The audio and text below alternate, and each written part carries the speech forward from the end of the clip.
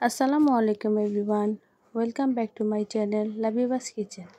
আজকে আপনাদেরকে দেখাবো মাটির চুলায় অল্প উপকরণে চিকেন রোস্ট রেসিপি। এর জন্য প্রথমে আমি দুটো চিকেনকে ধুয়ে পরিষ্কার করে নিয়েছি। তারপর এর মধ্যে সামান্য মরিচের গুঁড়া আর সামান্য লবণ দিয়ে ভালোভাবে মেখে নিব। তারপর চুলায় একটা প্যান বসিয়ে দিব চিকেনগুলোকে ভাজার জন্য।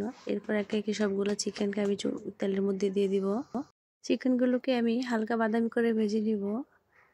চিকেনগুলোকে কিন্তু বেশি ভাজা যাবে না, বেশি ভাজলে কিন্তু শক্ত হয়ে যাবে। একে একে সবগুলো চিকেন ভেজে নিব। চিকেনগুলো কিন্তু আমার ভাজা শেষ। এই তো চিকেনগুলো ভাজা হয়ে গেছে। এখন রোস্ট রান্না করার জন্য আমি প্রথমে পেঁয়াজ বেরেস্তা করে নিব। এই জন্য আমি চিকেনগুলোকে যে তেলে ভেজেছিলাম ওই তেলেই পেঁয়াজ দিয়ে বাদামি করে ভেজে বেরেস্তা করে নিব। বেশি বাদামি করা যাবে না, বেরেস্তা হয়ে গেছে। এখন রোস্ট রান্নার জন্য ইতালি আমি দিয়ে দিব পেঁয়াজ কুচি। এরপর এর মধ্যে আমি দিয়ে দিব 3 টেবিল চামচ পরিমাণ আদা রসুনের পেস্ট। আদা রসুনের পেস্টটাকে দিয়ে ভালোভাবে নেড়ে দিব। তারপর এর মধ্যে দিয়ে দিব 1 টেবিল চামচ পরিমাণ মরিচের গুঁড়া।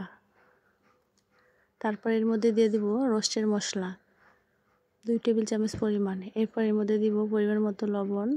এরপর এর মধ্যে দিলাম 3 টেবিল চামচ পরিমাণ বাদামের পেস্ট, চীনাবাদাম বাটা। তারপর সামান্য পানি দিয়ে মশলাটাকে ভালোভাবে কষিয়ে নেব।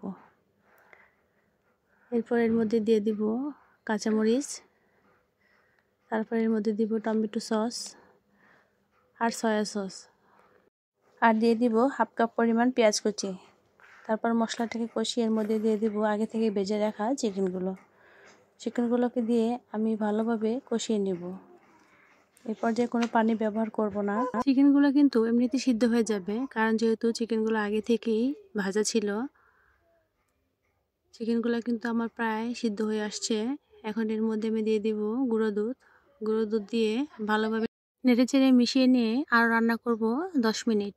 মৃদু আঁচে রান্নাটা করতে হবে। এখন চুলার জাল কিন্তু বেশি রাখা যাবে না, তাহলে চিকেনটা নিচে থেকে পুড়ে যাবে আর মাংসটা কিন্তু সিদ্ধ হবে না।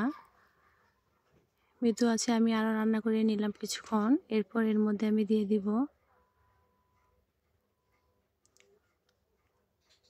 1 চা চামচ পরিমাণ কেওড়া জল দেওয়া হলে এরপর এর মধ্যে আমি দিয়ে দিব টমেটো সসটাকে নেড়েচেড়ে মিশিয়ে দেওয়ার পর আমি আর 2-3 মিনিট রান্না করব। 2-3 মিনিট রান্না করার পরে কিন্তু আমার চিকেন রোস্টটা হয়ে যাবে।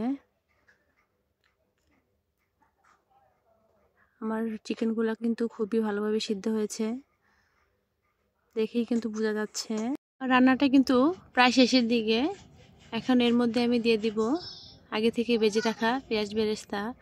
অনেক সময় কিন্তু বাসায় চিকেন রোস্ট খেতে ইচ্ছে করে, তখন ঘরে যদি সব মশলা না থাকে, অল্প মশলায় কিভাবে চিকেন রোস্টটা রান্না করবেন সেই প্রসেসটাই কিন্তু আজকে আপনাদের সাথে শেয়ার করলাম।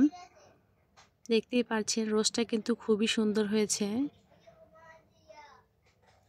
আমার রান্নাটা যদি আপনাদের ভালো লেগে থাকে তাহলে অবশ্যই একটা লাইক করবেন এবং চ্যানেলটাকে সাবস্ক্রাইব করে বেল আইকনে ক্লিক করে রাখবেন পরবর্তী নোটিফিকেশন পাওয়ার জন্য।